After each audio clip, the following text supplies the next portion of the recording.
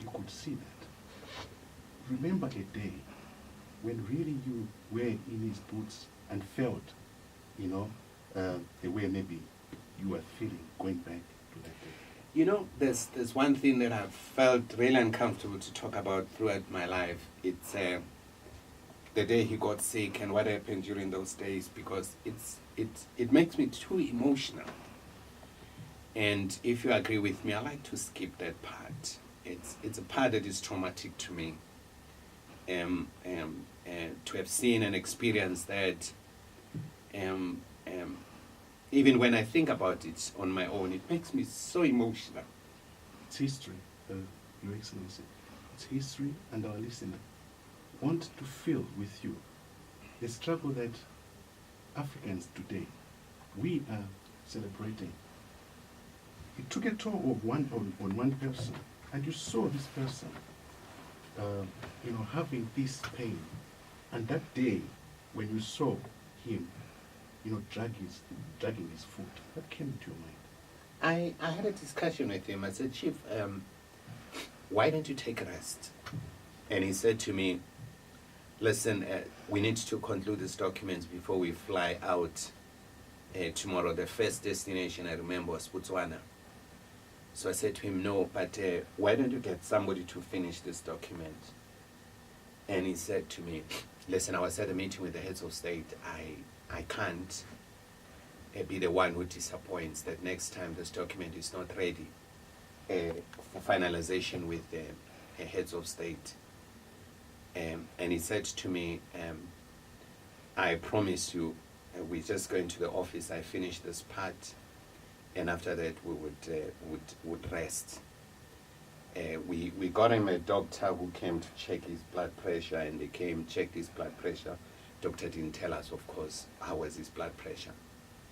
And he went to the office.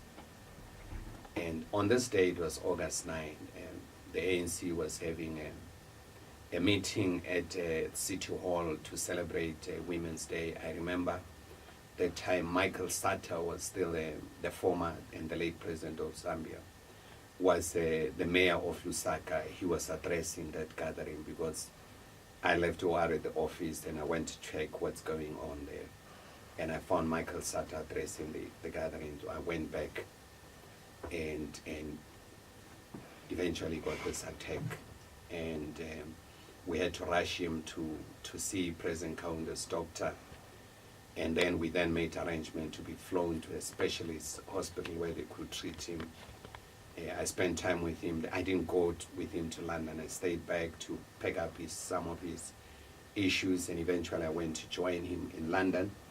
And after that, we went to Stockholm. I remember I went to Stockholm with him because there was a hospital that really specializes with this kind of neurological diseases.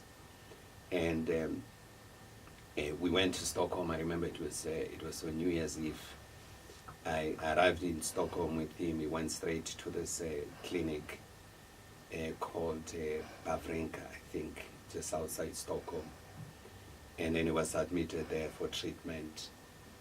And New Year's Day, I lost count of the days. I did not realize it was so cold, so snowy.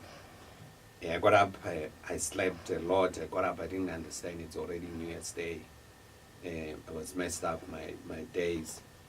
And the Swedish government, they gave him the best treatment, actually. They brought the best specialists to rehabilitate him. And we would every day go to hospital and do what the doctors have ordered, to let him walk and assist in the rehabilitation and keep him company.